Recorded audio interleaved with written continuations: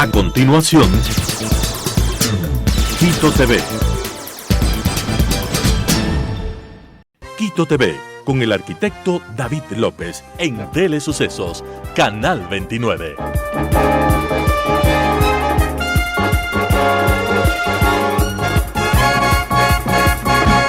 ¿Qué tal, amigos? Bienvenidos a Quito TV, el espacio de la ciudad, a través de Telesucesos, Canal 29 y 29.1 en televisión abierta, 73 en Extreme TV Cable, 43 en Claro TV, Canal 6 en Cable Unión, en Alfa TV y también desde cualquier parte del mundo en tiempo real, www.telesucesos.net. Y también nos pueden seguir en YouTube, donde posteriormente a su emisión al aire subimos este programa en Telesucesos HD. Tenemos el día de hoy la presencia de Gabriel Hidalgo Andrade. Él es profesor universitario, es analista político, calificado sobre todo por su postura, y lo hemos visto, es una persona que tiene un pensamiento bastante crítico y sobre todo no mucho de confrontar, que ya creo que estamos cansados además de eso. Gabriel, bienvenido, ¿cómo está? ¿Cómo podemos hacer una lectura? ¿Cuál es la lectura que usted tiene sobre los resultados que se dieron en esta consulta y referéndum del pasado domingo 21 de abril, donde 9 preguntas están por el sí o gana el sí y 2 preguntas la gente se manifestó por el no? Bueno, yo estoy encantado de estar aquí, David, aquí con su público, a sus órdenes. A ver, ¿qué es lo que dice el antes de la consulta? ¿No? Hay todo un despliegue teórico con respecto a las variables que pueden condicionar el desempeño electoral, no solamente de quien convoca, sino de los convocados. Lo que dice la teoría es que las personas no votan por el contenido, sino por quien convoca.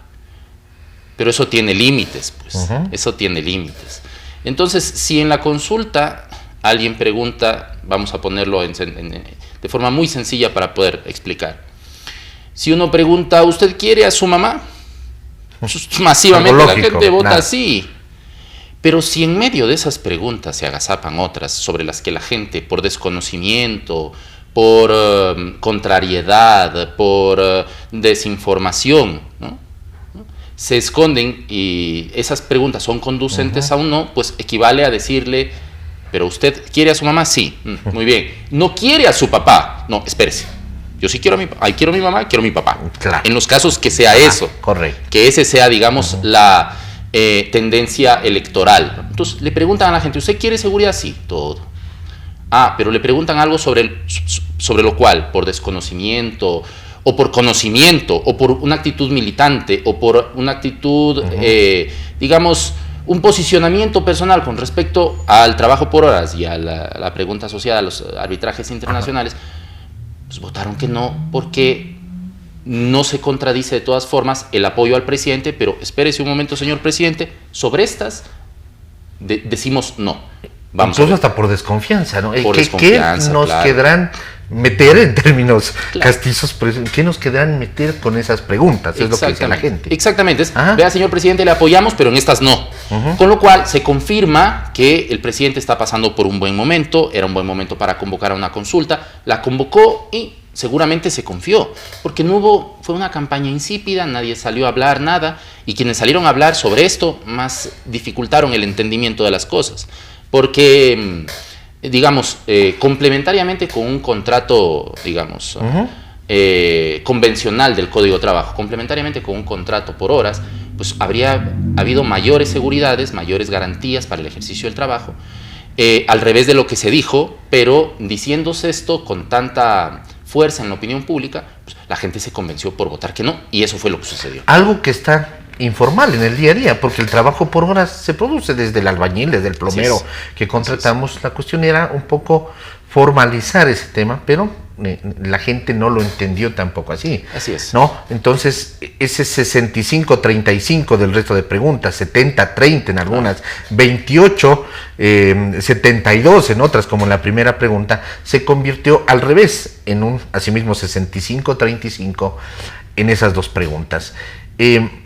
Eso significa que un 30% de todas las personas que votaron sí prácticamente se pasaron en esas dos preguntas al no. Yo entendería que no necesariamente los que votaron no en plancha algunos se pasaron al sí, al menos en esas preguntas. Sí. Ellos fue un no en plancha. De acuerdo, Ajá. de acuerdo. Había un no en plancha, había un sí en plancha y habían, digamos, opciones mixtas. Pero es más o menos, como decía hace un momento, ¿usted quiere a su país? Sí. Le pregunto, ¿usted no quiere a su país? Para ver si logro agazapar estas dos preguntas. Y la respuesta fue no. Vamos a ver, y es porque la gente cuando va a votar piensa en el convocante, pero también lee las preguntas. Ya los colegas analistas salieron a decir, la teoría se refutó, no es cierto que la gente vota por el convocante. No es cierto. Por ejemplo, si el presidente no va a estar pasando por un gran momento, no sabemos qué va a pasar mañana, no sabemos qué va a pasar después, pero en este momento está pasando por un gran momento. Pero si el convocante pregunta algo en donde se... vamos a legalizar a los GDOs, vamos a las pandillas, ¿no? La gente va a decir, no, pues... Vamos a convertir a las pandillas en organizaciones culturales, Boy Scouts. La gente va a decir que no. Por supuesto, es evidente por que más convocatoria y números altos que tenga el gobierno. Exactamente. Y también pasa lo contrario, porque se puede decir lo mismo en el caso del presidente Lasso, que pasaba por un mal momento, convocó a su consulta y perdió, pero perdiendo, la diferencia no era 70-30, la diferencia fue 55-45, digamos, números bien estrechos. Y sobre preguntas similares, sobre todo las de seguridad. Exactamente, y perdió el presidente Lasso porque no pasaba por un buen momento. Él debió haber aprovechado su buen momento para convocar, si quería convocar, no lo hizo, perdió la oportunidad, preguntó después y perdió. Pero eso no significa que es un análisis de la popularidad de los presidentes. No, tampoco es así, porque la gente no va a votar especialmente pensando por la cara de alguien. Piensa porque ese alguien, digamos, tiene posibilidades de gobernar con herramientas facilitadas por este instrumento plebiscitario y además por el tipo de liderazgo que ejerce, no solo por el tipo de liderazgo que ejerce, que es importante, pero está dicho, no es lo más importante. Ahora, los colegas analistas ya dijeron, se refutó, la gente piensa al votar y no sé qué. Vean, hay muchos tipos de electores.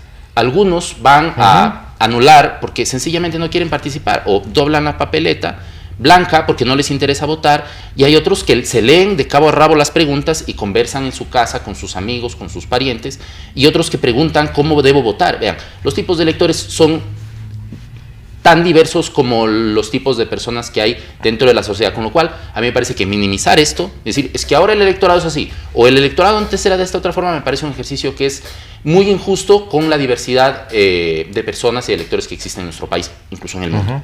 Incluso en este tema de minimizar, y me dirá usted, Gabriel, si tiene una lectura distinta. Por ejemplo, en el del trabajo por horas se dice, la gente que no tiene trabajo y que está en la informalidad quiere seguir en ese tema.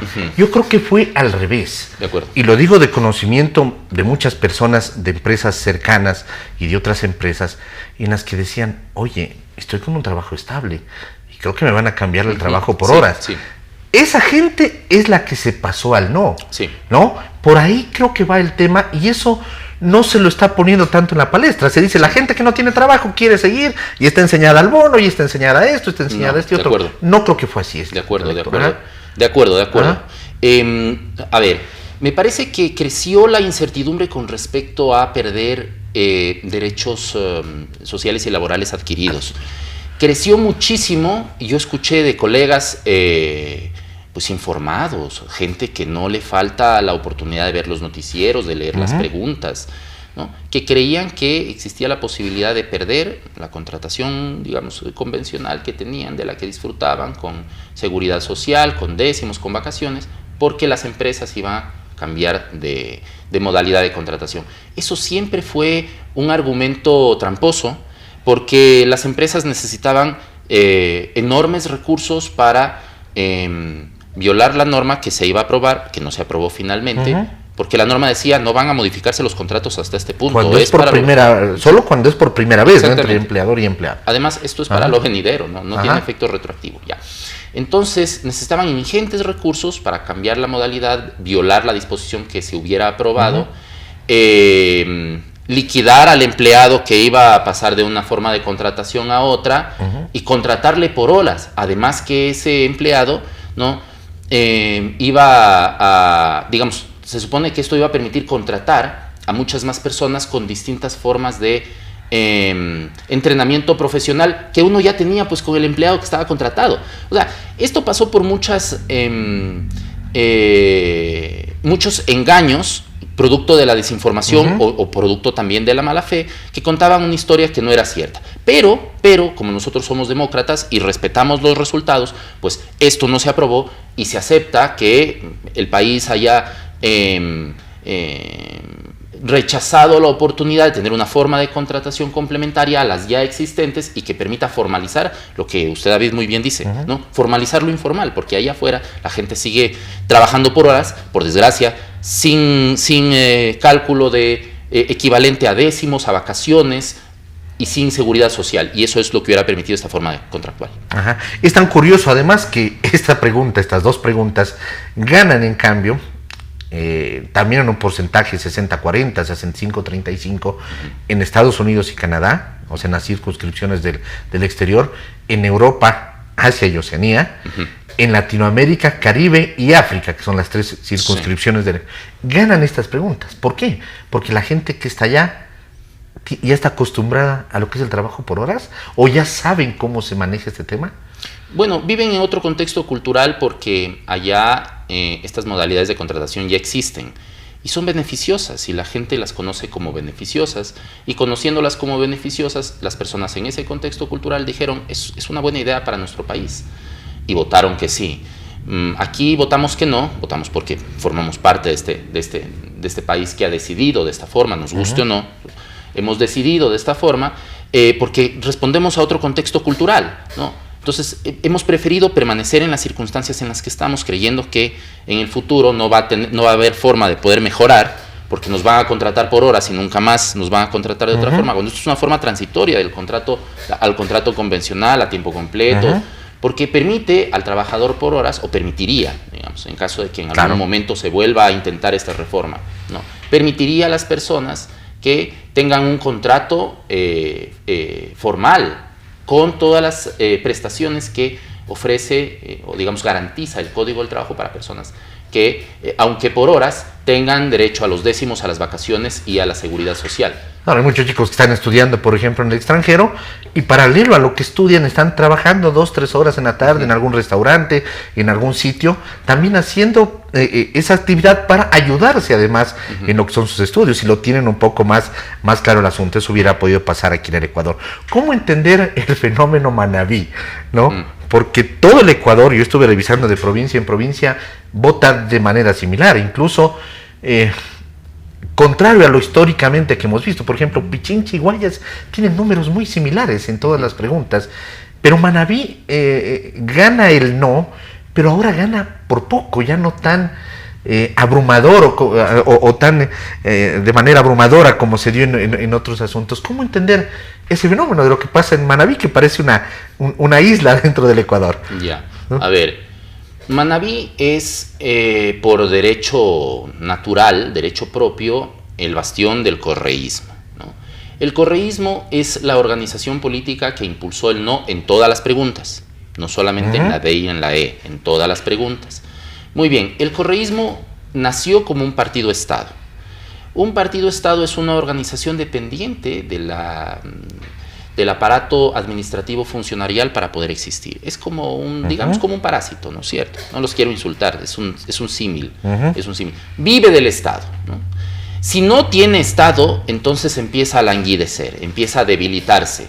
Ya no tienen Estado, ¿no? Pero tienen algunas prefecturas, algunas alcaldías, y en esos lugares los espacios de poder ya están previamente distribuidos, y lo que se puede distribuir responde a espacios de poder, quiero decir, lícitamente, ¿no?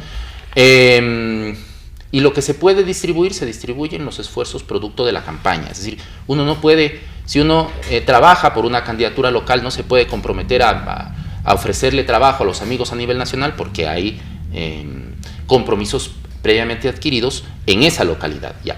Entonces, como está languideciendo el correísmo, porque depende de un Estado para poder vivir, entonces está en permanente deterioro, ¿ya?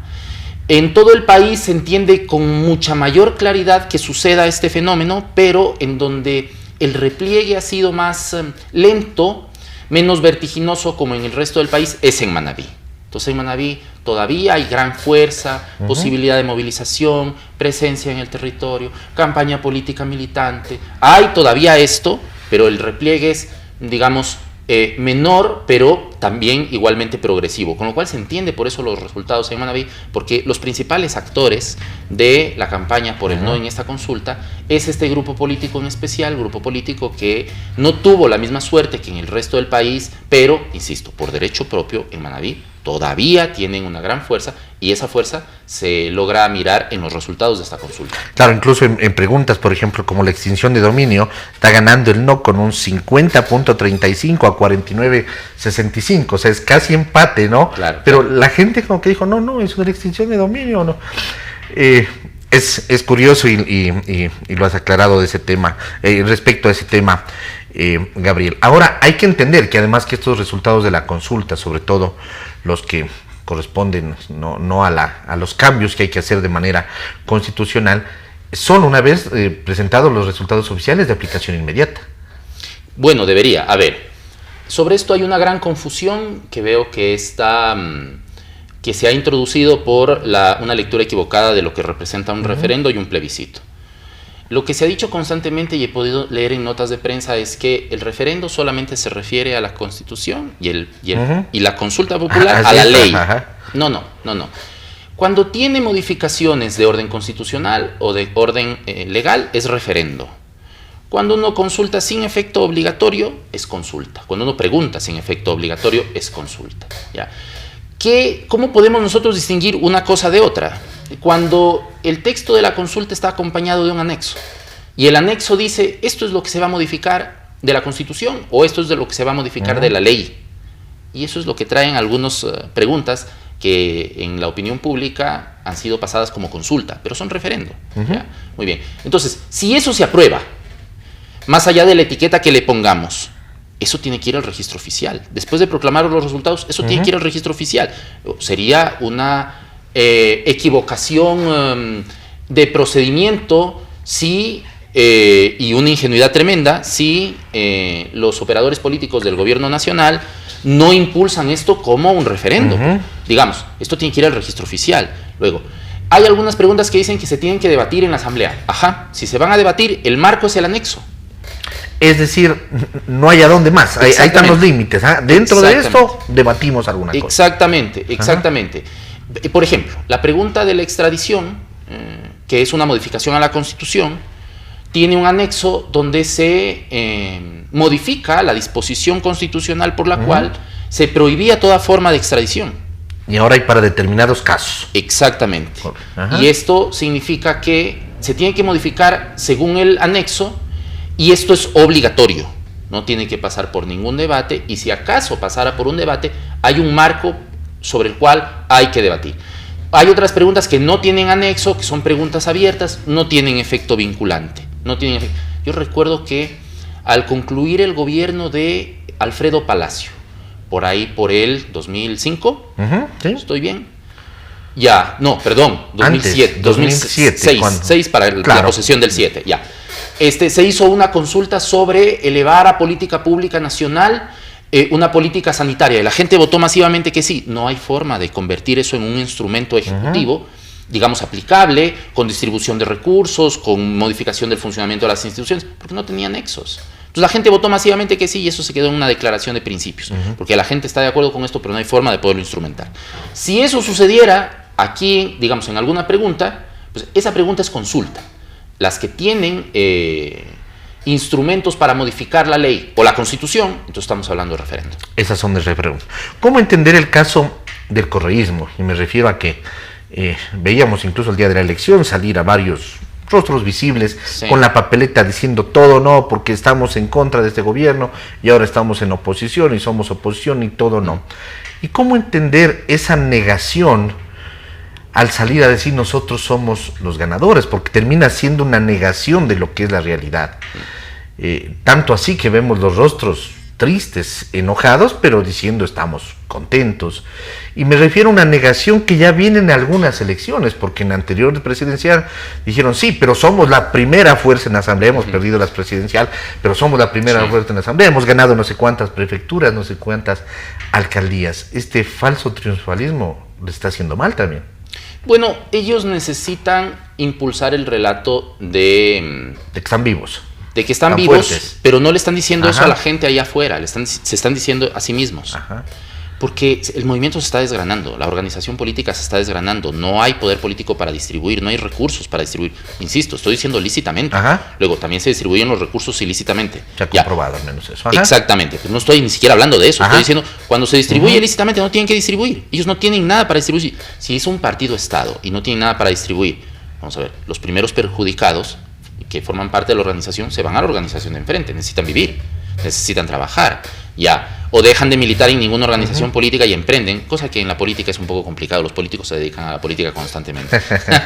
Ya, entonces, como no tienen que distribuir, esa organización está en permanente proceso de debilitamiento interno, que se traduce en lo electoral, y es lo que hemos podido ver, ¿no? Constantemente están perdiendo su capacidad de expansión en el territorio, de organización de campañas políticas, la capacidad de obtener resultados electorales favorables. Entonces ellos tienen que contarse a sí mismos. Somos la primera fuerza política, somos la primera bancada. Somos los ganadores de la consulta. Somos los ganadores de la consulta, pero no le están contando a la gente, se están contando eso a sí mismos, con la intención de poder conservar ese capital político. Vamos a ver. Yo también he sostenido otra cosa y la sigo sosteniendo, porque eso es lo que cuenta la historia. A ver, Correa o los correístas no inventaron el correísmo, no lo inventaron, solamente le cambiaron de nombre a algo que ya existía previamente, ¿no? Si uno revisa, a ver, antes de Correa, ¿quién estuvo? Pues Bucaram, y antes de Bucaram, o entre Bucaram y Correa estaba Lucio Gutiérrez, y antes de Bucaram y también Álvaro Noboa. No consiguió ninguna presidencia, pero tenía más o menos el ejercicio de ese tipo de liderazgo. Y antes de Bucaram estaba Velasco Ibarra. Y antes de Velasco Ibarra estaba Carlos Guevara Morena. Estamos hablando de populismo. Exactamente. Hay toda una trayectoria. Vamos a ver, hay 5 propensiones electorales. ¿Por qué no les llamo ideologías? Porque no tienen sustrato filosófico que defender para administrar, para ganar elecciones y administrar el poder. Eso no tiene sustrato ideológico, eso solamente es una propensión. Y una de esas propensiones, entre el 20 y el 25% de los sectores, es el populismo. Ahí a la gente en la calle, hay mucha gente que le gusta el liderazgo del bravucón, del macho alfa, hago lo de que la es agresión, popular en ese momento, pero nada tiene que ver con ideología o líneas que pueden marcar un comportamiento que sí corresponde, digamos, a un partido, debidamente estructurado. Ellos se cuentan a sí mismos que son de izquierda, ellos se cuentan a sí mismos que son de izquierda progresista, pero eso les sirve para ellos, para su consumo interno. Ahí afuera, ellos forman parte de una propensión electoral que podríamos llamar populista y autoritaria. Ya, siempre hay un espacio, siempre, desde el retorno de la democracia, incluso antes, siempre ha habido un espacio para ese tipo de elector, y ellos ocupan ese espacio. Ahora se llama correísmo. ¿Y siempre el porcentaje ha estado en ese 20, 25, hasta 30%? Sí, más o menos es eso, siempre. Y ellos tratan de conservarlo. ¿Cómo lo conservan? Diciendo, es que nosotros somos los ganadores. Todavía no tienen adversario en ese sector de la política electoral, todavía no tienen adversario. Pero para cuando lo tengan, todo ese electorado y esa fuerza, ese músculo de hacer campañas, se va a ir, pues. Y se llamará otra cosa, no sé. Leonidismo, no sé, se llamará cualquier otra cosa, y seguirá existiendo porque existe, porque hay una parte del electorado, así como hay voto conservador, así como hay voto liberal, así como hay voto socialdemócrata, así como hay voto indigenista, porque hay. Así es. Así como hay un voto indigenista duro, hay también un voto populista duro, vamos a ver, pero no es duro del correísmo. No. Ese es su techo. Claro, es donde les ofrezcan con las cosas con las que se identifican. Así es. No es un voto, quiero decir, no es duro en el sentido de que, vamos a ver, no es duro porque es su techo. Llegan hasta ahí y lo trabajan y es una organización que trabaja apasionadamente por la obtención de sus objetivos electorales y logran conseguir alrededor del 20-25%. Y cuando han subido ese porcentaje, ¿por qué es? Porque se han logrado aglutinar a través de determinada oferta algo para convencer a ese otro voto duro o que está cercano a ese populismo. Exactamente, vamos a ver, cuando gana Correa en el 2007 no gana por él o por sus esfuerzos. Hay una plataforma de 35 organizaciones de izquierda militante pequeñitas pero ruidosas, activas. No existía Correa, no existía el caudillo, no existía... No, el caudillo se crea después. Es la idea. Exactamente, ya. Acuerdo País era esta organización de 300 distintas organizaciones de izquierda militante que son súper activas, súper fuertes. ¿Ya? Esas 35 se juntaron y lo impulsaron, ¿no? Y luego él mismo se encarga de crear la figura del partido Estado y del caudillo por encima del partido Estado, y luego prescinde de todas estas organizaciones que pasan a formar parte de la oposición con el tiempo. ¿Qué es entonces lo que es ahora? Bueno, es una organización electoralmente peleada con todo el mundo, nadie de esa izquierda militante quiere asociarse con ellos, pero ¿qué sucedió en ese momento?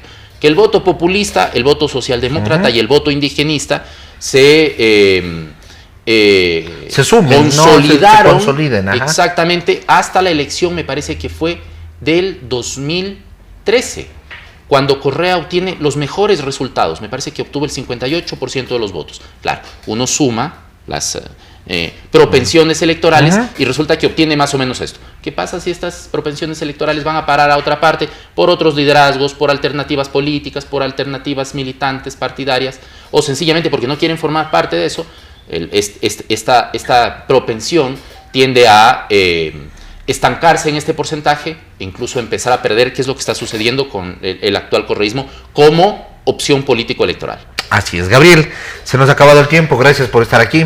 Le seguiremos invitando, muy gentil por haber pasado por este. Estoy a sus órdenes. Gracias, amigos. Ha estado con nosotros Gabriel Hidalgo Andrade, profesor universitario, analista político, autor de varios libros, como dijimos, un perfil calificado como para poder analizar cuál es la lectura que se dio a estos resultados de la consulta y referéndum del pasado 21 de abril. Que pasen bien, felicidades.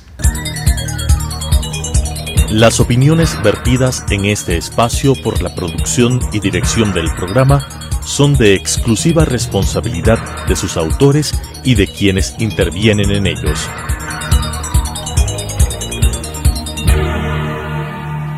Quito TV, con el arquitecto David López, en Telesucesos, Canal 29.